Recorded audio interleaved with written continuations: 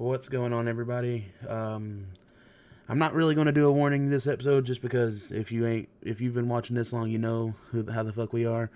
Um, Second of all, welcome to the podcast. We're Far Side of the Pod. I'm Jordan. We got Ridge. What's up, everybody? I'll do kind of a warning just to tell y'all we do curse. We do curse up in this thing, and we do have our own opinions, and they're pretty out there sometimes. So if you get offended by what we say, I'm sorry, but we're not sorry. Tough shit. All right, so let's get on with our recap. So today, well, first of all, before we get to our 2025 recap, we got some big news. Looks like I was right about the third Avengers Doomsday trailer, as it featured the X-Men. Ridge watched it right before we came onto the podcast, and I saw it this morning myself. And for gist, it just pretty much said, death comes for all of us, and it's showing clips of like Charles and shows old Magneto, and of course, they were old in the last couple movies, but it it pretty much ends showing Cyclops take off his visor and do a mega blast with the ruins of the manor around him, which it kind of still makes me feel like what I said in the last podcast, the whole genocide of the school and all that. I think that still might be happening, or hell, they might end up all dying off the rip. But if there ain't no telling. If they're doing a trailer for him, I don't think they'll kill him off like that quick. Nah, I think we still got them. Yeah, but we did get. We'll lose some, of course. We did get to see James Marsden in the fucking suit, as you can see on the screen. He's looks perfect. And, we got to see Charles, Magneto. We got to see. I think that was pretty much it with the characters that we got to see. But I did put up a picture of the people who are confirmed as the X-Men team or whatever in the movie. So these are probably the characters that we'll probably see in the movie when it comes to the team. So we got Patrick Stewart as Professor X, Rebecca Romijn as Mystique, Channing Tatum as Gambit, James Marsden as Cyclops, Alan Cummings as Nightcrawler, Kelsey Grammer as Beast, and of course Ian McKellen as Magneto. As the only person that would have made this even better is if we had Jean Grey and Rogue in this thing too. But hey, I'll take this. This is still an amazing cast. This is still an amazing time to be alive when it comes to being a superhero, or just overall in general an X-Men fan. So I'm excited for it. And so, Ridge, what do you think about the trailer and all that jazz? It was blurry. I mean, other than that, it was good. It was a good little trailer. Just ready for Marvel to release it so that way we can see it in full. Also, I just now thought about. That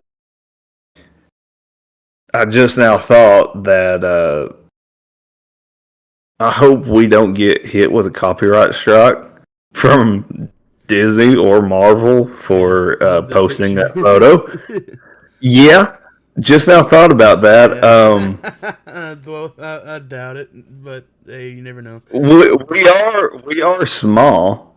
Yeah, and if it's a picture, we are still small. If this is edited or not? So I mean, it is edited. It's very advanced, but hey, but we didn't get taken down for DC when we had Lobo on it though. But that was different. That came from DC. True. Wait, that wasn't before. Last episode didn't get taken down when I had Thor on there, and that ain't even been released yet.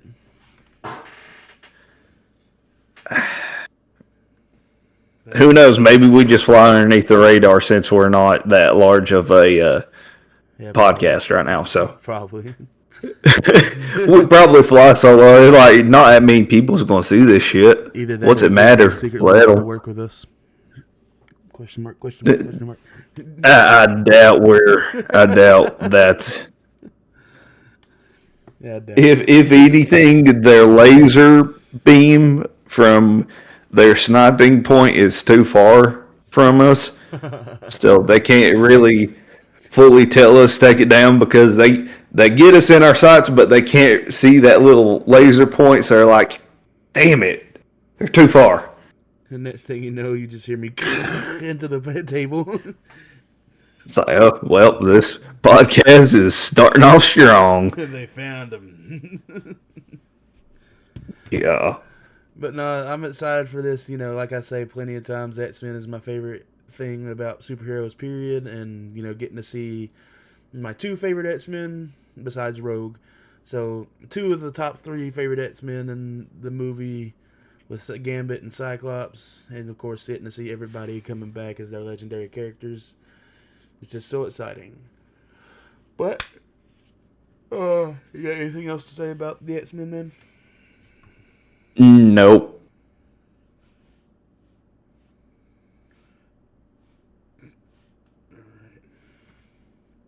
Alright, so we're going to start off with a 2025 recap. And first things first, I do want to bring up, we do kind of want to honor the people who's passed in this past year. We're just going to, if we don't say, we're not going to say everybody, but we're going to say, the ones that are pretty memorable for us. So, of course, this year we lost Ozzy Osbourne, we lost Hulk Hogan, Robert Redford, Rob Rainier and his wife, Diane Keaton, Val Kilmer. Ridge, am I missing anybody off the top of my head Adam the Woo, James Radford, not Radford, Ransom, James Ransom. Yeah, we lost a lot of good people this year. Overall, some people that I know we're not political, but Charlie Kirk. Yeah, Charlie Kirk too. I mean, like I said, we're not political people, and our beliefs are different than what his was. But the fact that the way he was lost, still it will make an impact on our culture for probably for the rest of the time we're alive. Just the fact that this year we lost a lot of crazy, big people, a lot of people who meant, some people who meant a lot to us, some people who didn't mean a lot to us, but they still meant a lot to other people. And we just wanted to give our respects to those people, and hope my thoughts and prayers are out to their families, and hopefully getting over these hard times will be better, and hopefully this next year will be better for you. But yeah, I just wanted to do that before we got on through our 2025 recap. So Ridge, let's kick off this next one. So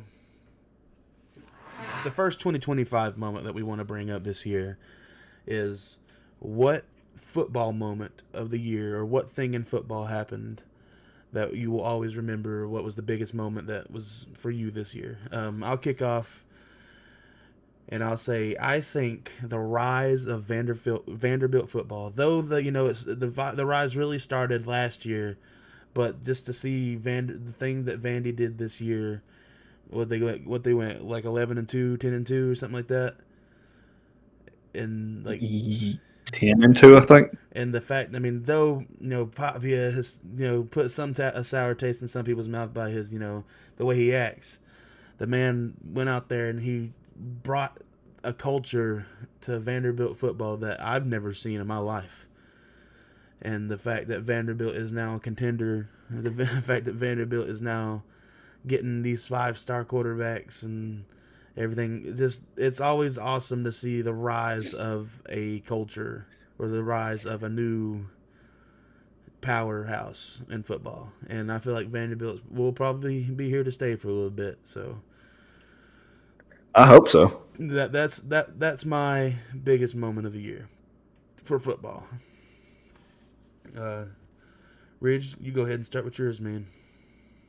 Yeah, so you'd think mine was going to be about Lane Kiffin, that whole fiasco. Well, that was the first thing that came to my mind, of course. But then I thought, yeah, let's go a little bit deeper and a little bit further back into the beginning of this year. And mine has to do with the fact that James Franklin got fired from Penn State in week 3 of the college football season this year. If you ask me, that was way too soon to fire him.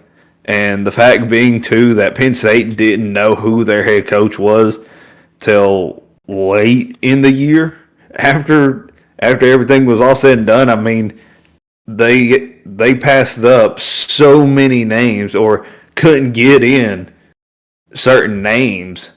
Like they could have went out and tried for John Summerall before Florida did. Florida got their head coach before Penn State even got near their head coach. So I think that was probably the wildest thing in college football for me this year. No, definitely. James Franklin getting fired this year was, especially how, like you said, how early it was. It was very surprising. Where was it that he ended up going to again? He is now the head coach over at Virginia Tech. I am excited to Which see what he does at Virginia Tech. Yeah, I think that's going to be something to watch for next year. I think that Virginia Tech could very well possibly end up being. They'll definitely be in the top 25. I wouldn't be surprised if they end up hitting the top 15 next year. Sure, I see it. I mean, they were pretty decent this year as is. So, that's a good point, man. This year football was definitely a crazy year for me. I mean, both my NFL and my college. I mean, my college team did better than my NFL team, but it was definitely a weird year of football. It was kind of, there was moments where like watching my teams have been hard to watch, and I guess that's because when I've watched football over the last few years, that's the only games I've really watched is my teams.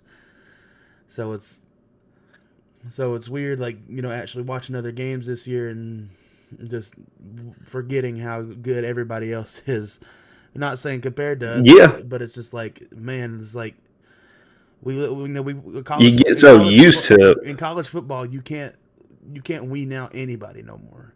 Like these teams can be 0-5 going against a 5-0 team, and we can't put them out because there's somehow, some way they can pull it out. Right.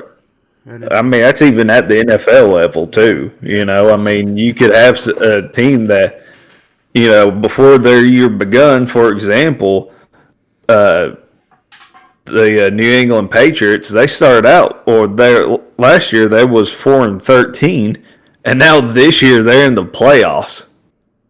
That big of a turnaround within just 1 year. Hell, same with Jaguars. Yeah, and the thing is that shows you what coaching, like a coach change, can do. Like especially when we're talking about the Jaguars. I mean, it's crazy. I said it yesterday to somebody at work. Is like, this is the Trevor Lawrence I remember seeing when we would watch him when he was in Clemson. Like, I remember we were at Buffalo Wild Wings watching when they smacked the shit out of Bama. And yeah, I remember that. T-Law and T. Higgins together was that shit. So it was good to see Trevor Lawrence back in Trevor Lawrence form, But yeah, I mean, it's been a great year of football. But let's move on. Now, I will say that go ahead.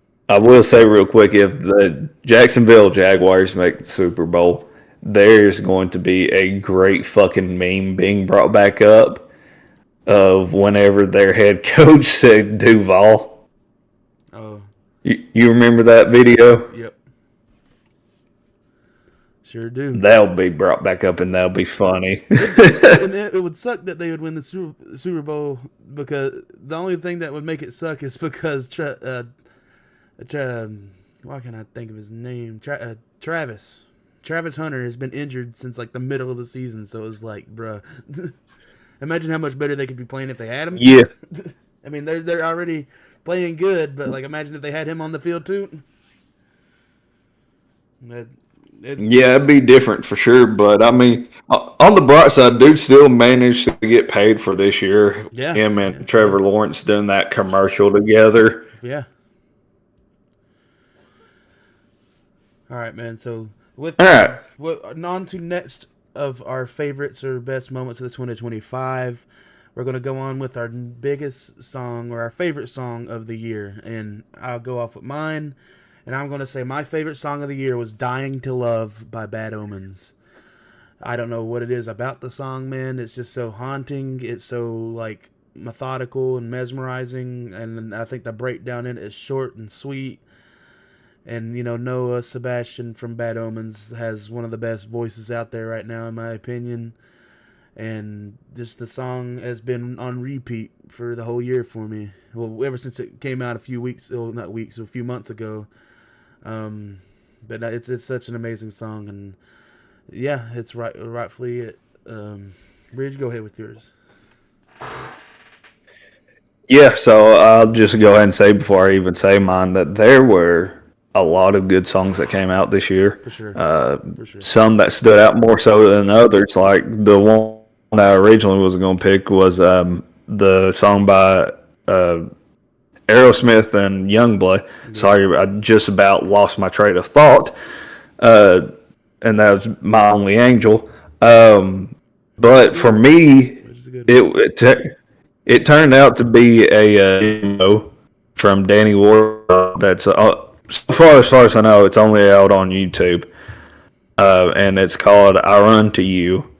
It is a religious song, I guess is the best way to put it so that way everybody can understand it. But I mean, to me, it has a way deeper impact.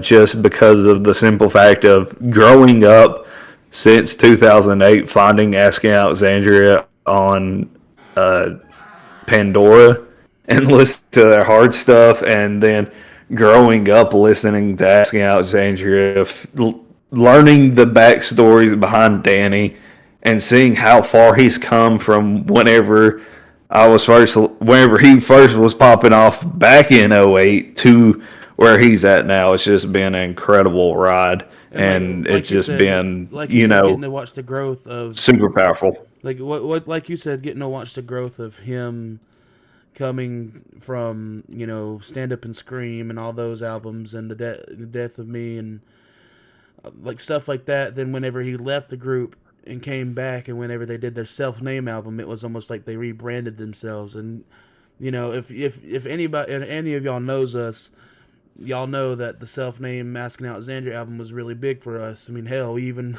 when we lived together, we modeled our Christmas tree after the album. It was a black Christmas tree with red globes, and we had a fucking prism at the top of the tree and everything. Like, we went to the nines with it. Then, we got to meet them. We went and saw them in concert and got to do the meet and greet with them. It was all, like, Asking Alexandria will always have a special place for us, and Danny for sure will always have a special place for us. And the fact that Danny, has revealed that he felt like he knew something was coming after him for years, he just never realized it was Jesus. And when he finally realized it was Jesus, he wrote a song. Well, it was a song that he wrote years ago that he just couldn't piece together what it was about. But when he realized what it was about, it was a big moment for him. And it's just the feeling that you feel when you watch the people that you looked up to find Christ or find their true, purpose. It just means something. I mean, not only that, but for us too. I mean, we are religious ourselves. We just don't show it on here by no means. So for us to be able to see somebody that we've watched for so long that hasn't really ever came out to say that they are, a believer in Christ or anything like that, for them to all of a sudden out of nowhere one day put out video explaining their feelings about certain song or what they're going through in life, and then all of a sudden they release this song for it. Yeah. And then you listen to that song and you can just feel the emotion behind it, and you just sit there and automatically start to think about, how far along and how much of a journey this has been for this guy. Yeah. So, it just hit home for me. So that's why that was my song of the year. Word. All right, we're good for the next part? Yeah, let's go. All right, so this next part, we're going to say our most played video game of the year, our favorite video game of the year. And, I'm going to get a big, of course, whenever I say this, but my most played game of this year has been NBA 2K26. But the only reason why I even bring it up, I mean, of course I could say Ghost of Yotei, of course I could say Dispatch. Dispatch is probably my favorite game of the year, but 2K26 was the game I most played this year, and the only reason I bring it up is because I haven't played 2K like this since 2K20. Every other 2K in between 2K20 and 2K26, I played like for a minute, and I just kind of lost interest over. I don't know why. It just never felt like what it used to. Then when I got 2K26 this year, I've been on top of it. I've been playing it like crazy every week, or almost every day, and just it feels fun to play 2K again. So that's the only reason I had to bring it up. So, Ridge, what would you say is yours, man? Yeah, for me, mine isn't really a new game. It's a game that's been out for forever and a day and that everyone's still playing. Well, seems like a lot of people are still playing, and that's, of course, Fortnite. I've still been trucking it out on there a whole lot with some of the guys I used to work with at the Haunt. Shout out James and Jacob. Been kit, well, quote unquote, in a very fun pun way, killing it on there. Been doing pretty good, I think. I ain't the best at the game by no means, but yeah, I've probably logged it or logged the most amount of hours on Fortnite. And in all fairness, too, some of their passes for this year have been really good, surprisingly. There for a while, I hopped off of that game for probably about close to three or 4 years, just about, it seemed like. Quit playing it, didn't find it all that interesting, and then I just randomly hopped back in. I've been hooked again on it, so it's been fun. I will say though, a close second that's an up and coming with me has been Battlefield 6, because Battlefield. Yeah, I mean, Battlefield 6 is pretty good. Just, I it was definitely one of those games I played for a minute and just like stopped playing, but it was definitely a good game. Well, that game, the reason why I've been playing it as of late and trying to get into it more so is because that's the only video game that I will end up playing with my cousin. Yeah, of course. On a daily. So, all right. So, on to our next favorite moments of the year. We're going to next is our favorite wrestling moments of the year, and I'm going off hot with mine. I still think that my favorite moment of the year was John Cena's heel turn. Though it didn't pan out the way we wanted it to, it didn't pan out the way they originally intended it to, but just the moment of it happening was just so huge in my opinion. The Rock coming out and Travis Scott coming out behind The Rock, and I know people didn't like it, but I still thought it was aura as hell. Then the whole Cody give me your soul type moment, and he was like, nah. The whole change moment, Cody dropping the F-bomb to The Rock. It was such a hyped up moment, and everybody lost their minds when it happened. So I've got to say it's that. And Ridge, I think we all know what yours is. Yeah, I just kind of piggyback off of it in the same area, just about. But it was the retirement match of John Cena that was the big moment for me this year. I'd say it was a big moment for a lot of wrestling fans. In fact, just because it was somebody we've grown up watching finally getting to retire on his own accord too, and not be having to retire due to injury or anything. I know some fans are still sour about how it happened.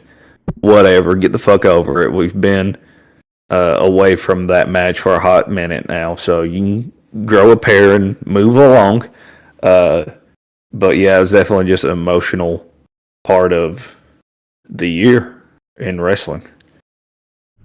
I mean, it's like you said, as people who are Cena fans or grew up watching Cena, it's hard not to say the retirement match. And honestly, I wanted to say the retirement match, but it was just like I was just trying to think of the moment that had everybody shocked more than sad, I guess you could say, And though we we all didn't really ever anticipate a heel turn, but the fact that we got it was just the big holy crap moment because we never thought we'd see the day.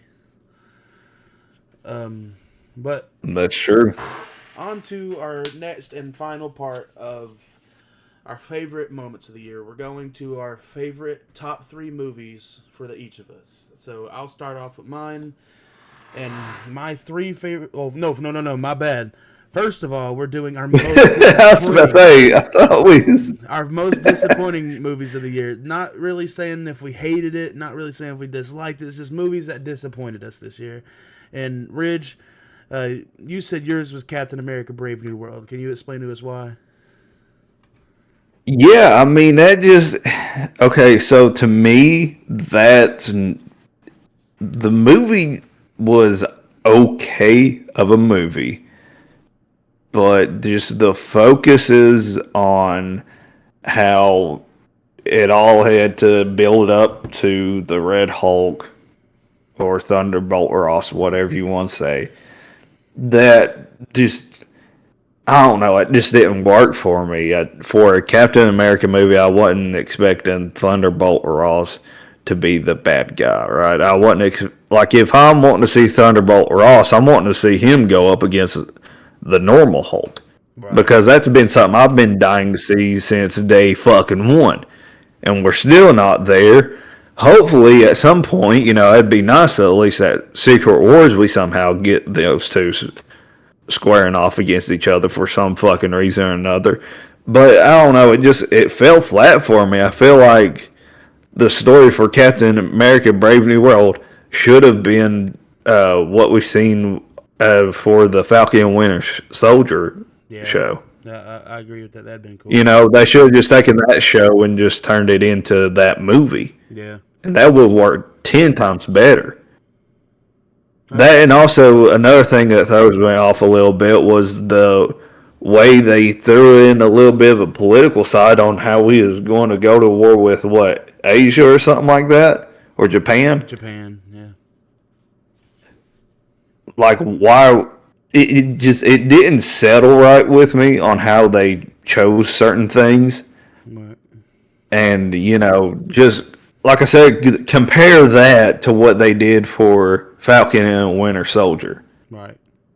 Those two, like, if we're showing Cap or this new Captain America earning the shield, and this is supposed to be why he should be the next Captain America, that TV show was good enough right there.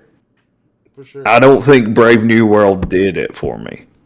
I don't think there was a single part that just screamed out, yes, that is Captain America. That is Captain America worthy right there. To me, that it's Falcon worthy, but not putting the name Captain America on it.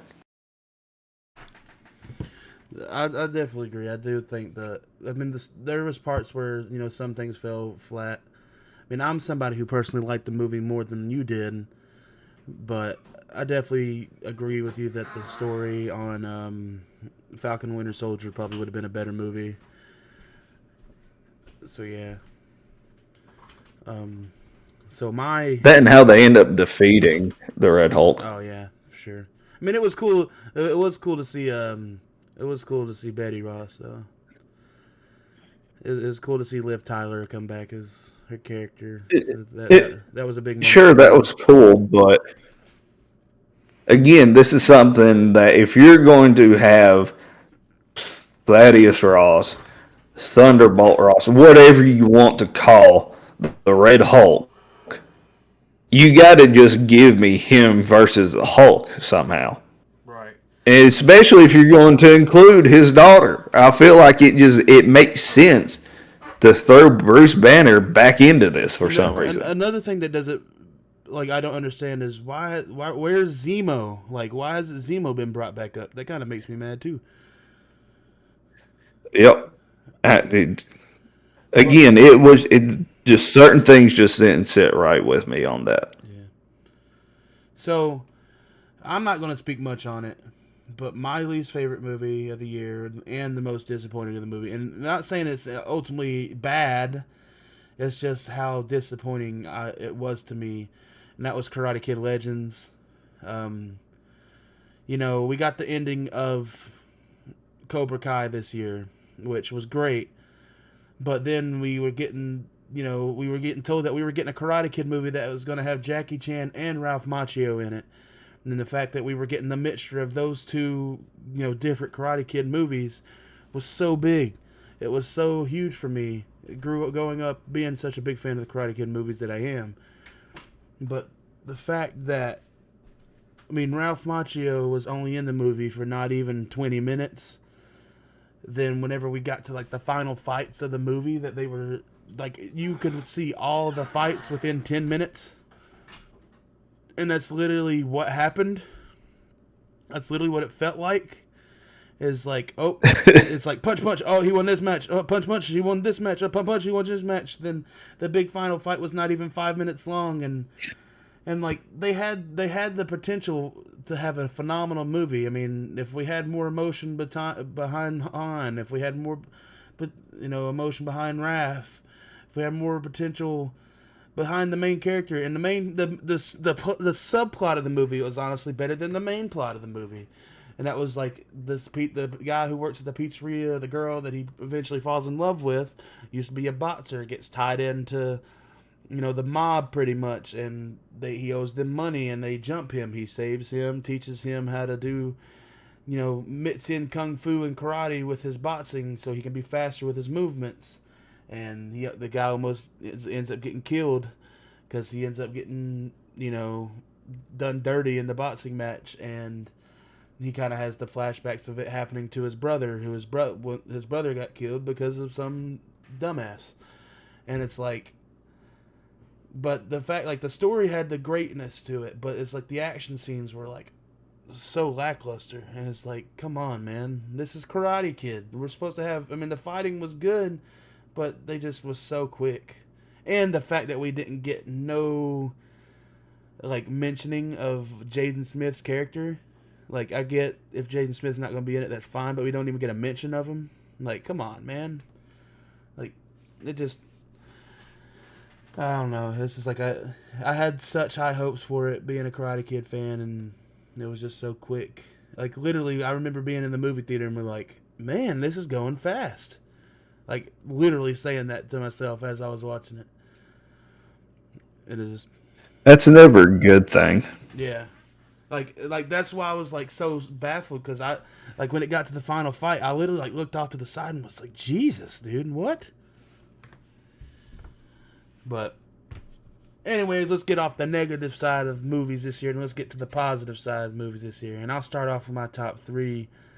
So my top three movies of this year. Number 3, kind of a surprise, is Wake Up Dead Man, A Knives Out Mystery. We got the third installment in the Knives Out movies. And I'm telling you, this movie was absolutely amazing. If you ain't watched it, go on Netflix and watch it. It's a murder mystery about, there's a priest who used to be a boxer, and he accidentally killed a man in the boxing ring. He turned into a priest, gets sent to this church that was weird. They were doing some weird things. He kind of needed to scope them out. And over time, stuff happens. Guy gets killed. He becomes like the main suspect, but they bring in, Benoit Blanc, who is played by Daniel Craig. Phenomenal character.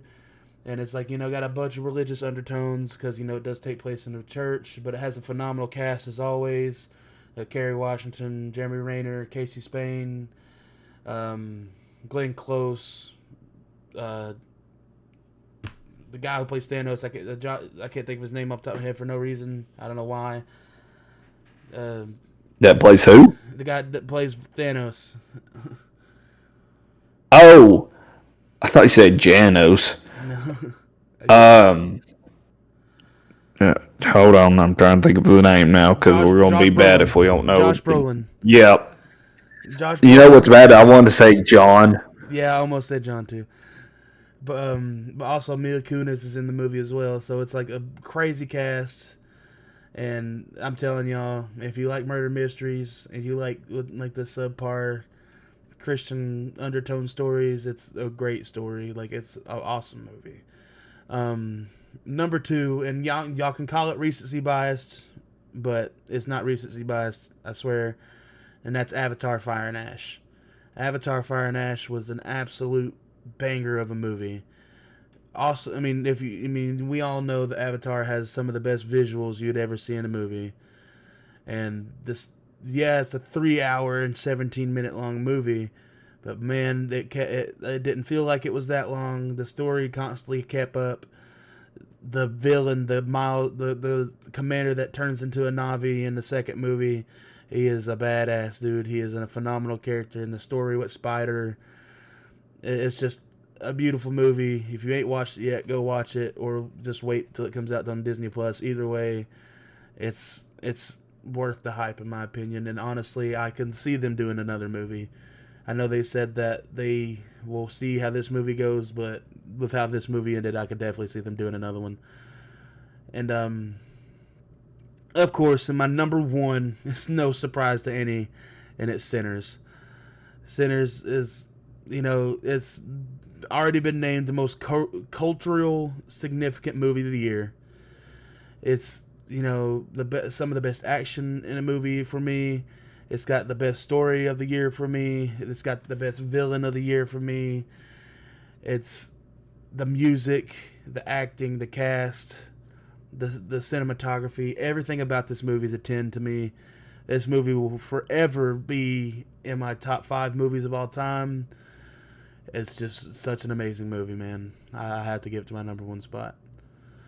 Ridge, I think you're up next. I've got to say, Oh, go ahead.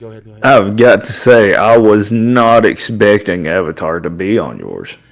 Dude, but if at first I wasn't expecting it either. I really wasn't. I honestly was expecting more so for either one of the 2 superhero movies that came out this year, or Weapons. Now Weapons was good. There was parts about it I just thought was weird. But it's definitely Fair enough. It's definitely in my top, I guess you could say, 7 movies of the year. But the two superhero movies that you brought up though are my 4 and 5 though. Got you. But speaking of those superhero movies, let's get to your top 3. Yeah. So I didn't see as many movies as I thought I would this year in theaters. Life just got busy for me. And so, I went and watched what I could, and the ones I definitely wanted to see in theaters, and I think that these are simple picks too. So for me, my number 3 was Wicked for Good.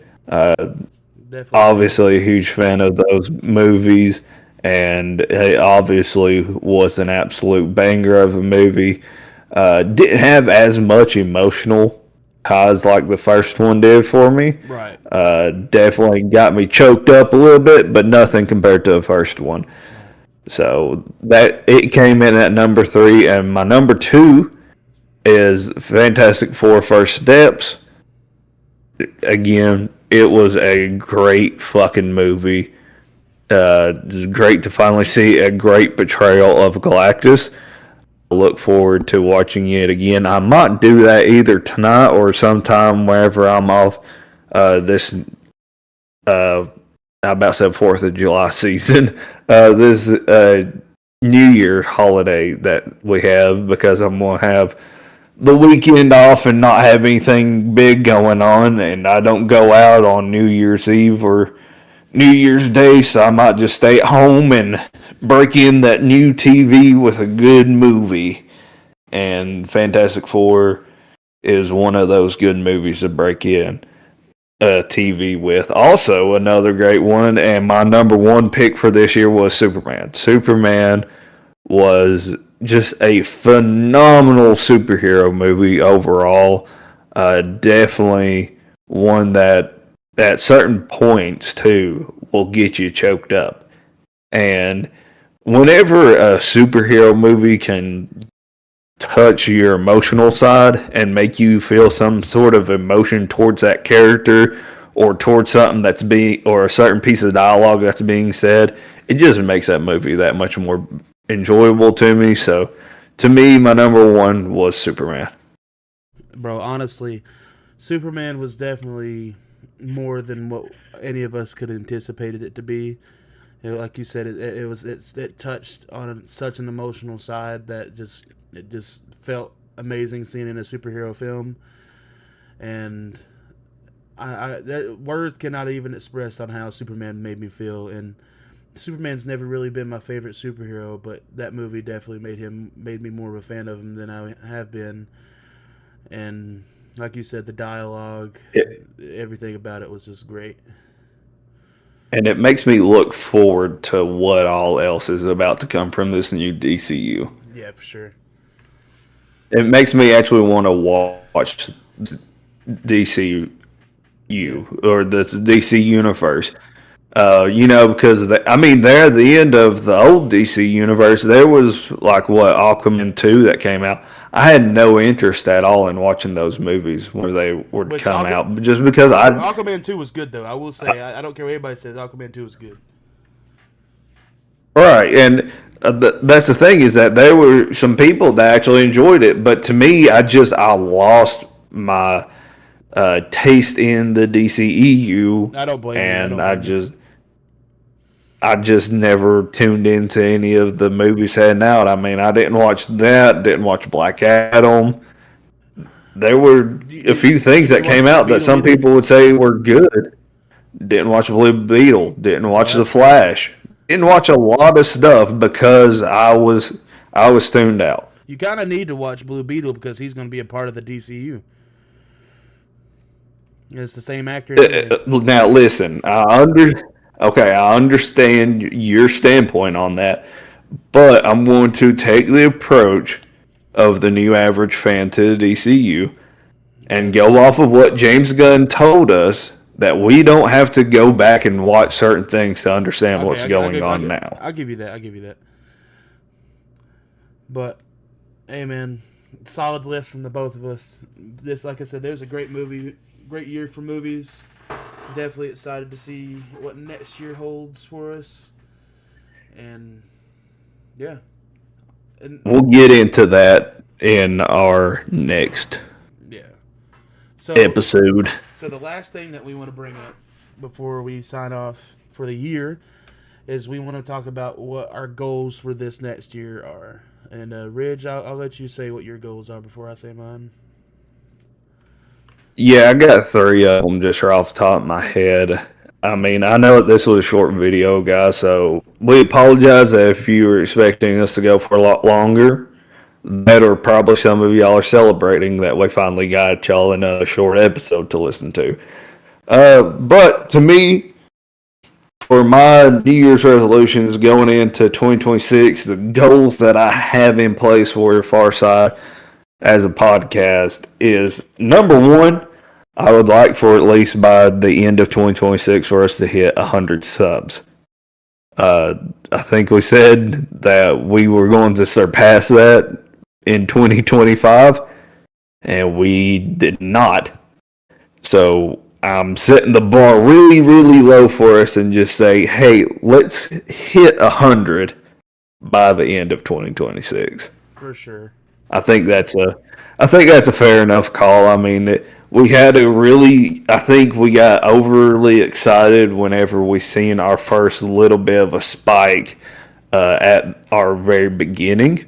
Oh, yeah. But, I think it might take some time for us to get to 100, but I think we can hit that number by the end of this year for sure. To be fair, we haven't been as on top of things as we could be anyways. So, right. So that's definitely, on there as well. That plays a part into it, yeah. So that's my number 1 thing for us this year, though. Another thing that I got on here is for us to do an interview this year. To get our first interview with someone, whether it's a celebrity or not. I'm not going to aim that high yet. Even though we have reached out to a few here and there, I will say, I haven't talked to him yet about doing it, but I do have one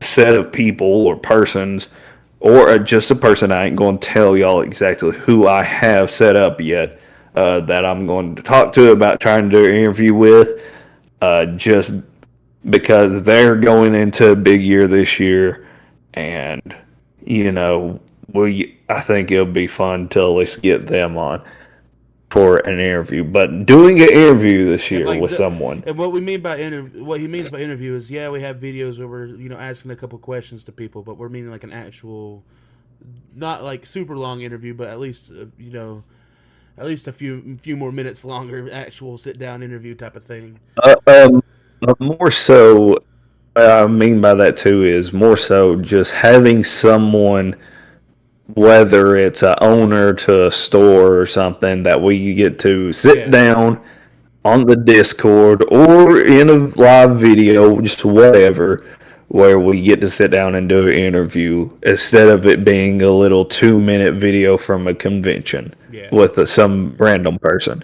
Or, a celebrity that we meet there, but we only get a couple of minutes and one question. right. So, And like speaking of that, David Howard Thornton is coming to Chattanooga this year. So it is one of my goals. It's not like one of my resolutions, but it is one of my goals to get a full sit down interview with him at that convention.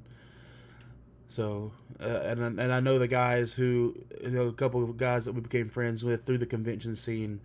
They got to do it this past year, and they're a little bigger than us, but they're, if they could do it, we definitely could do it. So I definitely think we can make that happen.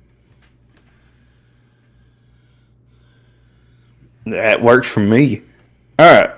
Another thing I got for us this year is I would like for us to vlog more. Actually have YouTube videos, like actual videos of us going out doing shit.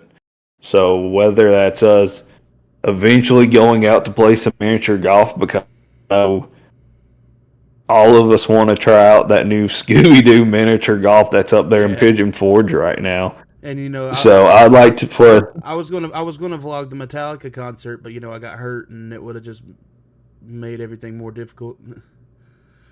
Right. So I mean, we'll aim small on our vlogs, and we'll go from there on what we can video for everyone. Yeah. But that is definitely on there. And then my last thing for us is to just be able to hang out more as a, just whether or not the camera's rolling or not, just for us as friends to be able to go out and hang out. For sure. Or go out to eat more. I mean, I'm in the area more so now than I was before. And so, I think that we have an opportunity here for us to be able to spend some more time together just as a group rather than apart. Even though there's only just me and you here right now, but it's definitely been a hard year for the majority of us. Definitely been a tiring. It's a quick year for sure. That's because we've been so busy that things have been so tiresome. Like with the injury and work, and it's definitely been a year that will be hard to forget, but it's definitely will be hard to remember because how fast everything went. But yeah. No, yeah, I mean, it's only going to get quicker too. Yeah, for sure. The older we get, the quicker time flies. For sure. All right. So I'm with you. I've only got a few. I think my number one is to, like you said, with the whole 100 subscriber thing, but mine is just to more predominantly make more content, get more serious about content creation. I mean, at the beginning of the year, I plan on getting an extra monitor and another desk so we can live stream more, and I'm definitely going to be also doing more streaming, playing video games. Now I've got the capture card, I've got all the things that I need for it. It's just I don't have the desk big enough for it. So I definitely, once I get the desk and another monitor and get everything switched around to that desk, definitely going to start streaming more games. We'll stream Fortnite together. We'll stream some Marvel Rivals. I'll stream some Clone Hero. Maybe as the new games for the year, like GTA 6 or Resident Evil 9. It's different games like that as they start to come out. I will start doing walkthroughs, or we'll start just doing group content creation when it comes to video games. And like Ridge also said, vlogs.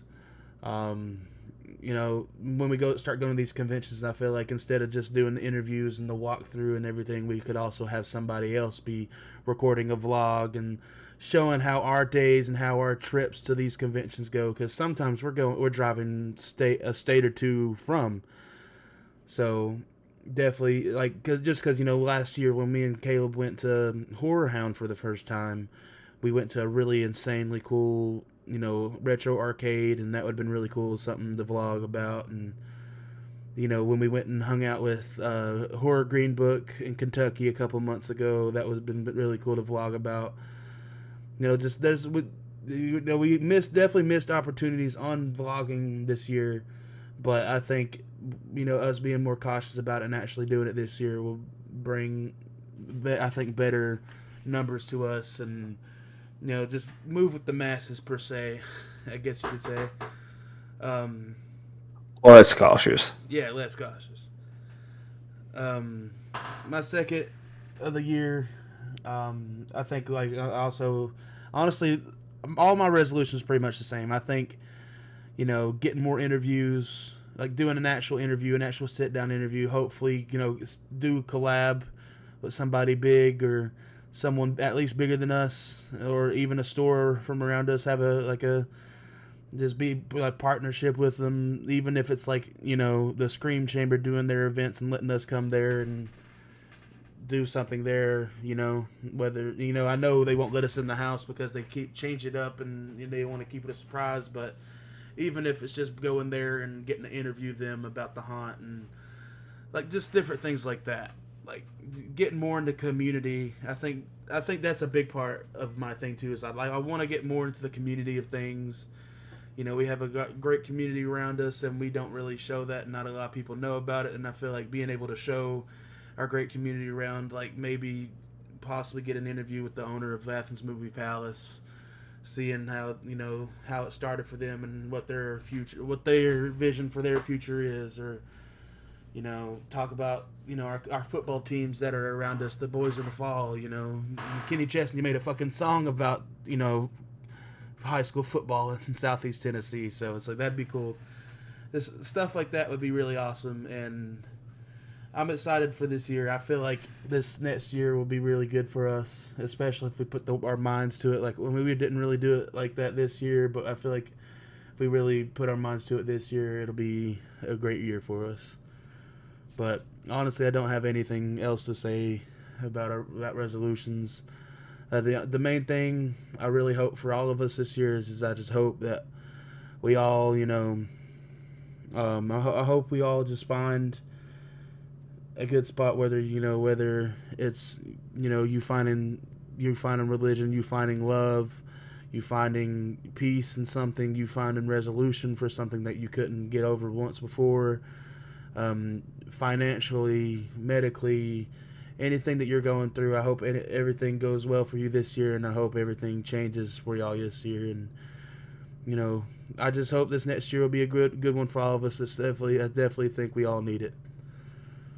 Ridge, you got anything else to say before we sign off this year? And listen, if nothing else, I hope that we can somehow bring you some type of emotion to feel.